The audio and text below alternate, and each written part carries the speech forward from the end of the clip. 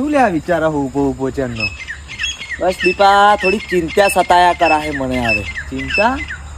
તા જોને આવ અત્યાર લાગીને આપણે આ તમાકુની ખેતી કરતા હતા. હવે તમાકુની ખેતીમાં કશું મજા રહી નહીં મને એવું લાગે છે. તમ શું થયું પા? મને યારું ખબર નહીં કશું. તું જાણતો જ નહીં કશું? ના ભાઈ.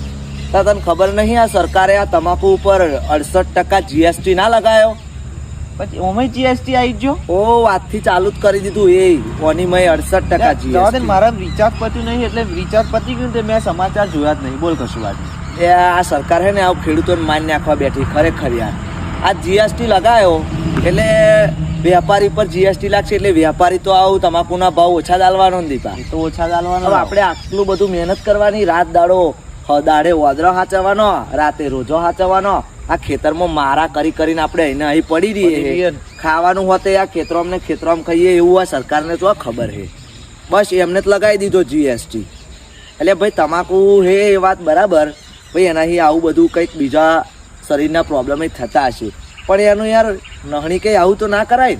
એમને આપણા જેવા ખેડૂતોનું કંઈક તો વિચારવું પડે કે નહીં લ્યા? સરકાર ખેડૂતોને વિચાર જ કઈ મારવા જ બેઠી છે. સરકાર સાચી વાત દીપા ખેડૂતોને મારવા જ બેઠી. GST લગાવવા મળ્યો જોન તો GST હે.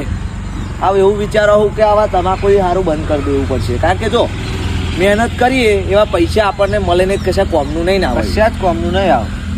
આ એક હતું એ આવું છોડવું જ પડશે રાગા. શું કરીશું? મજા નહીં રે આવ. બસ હવે એની ચિંતા થયા કરા મનમાં. લે હેડતા હેડી શું કે ઘેર હેડ આવું શું કરવાના? શું કરવાનું? સરકારને કોણ સમજાવે?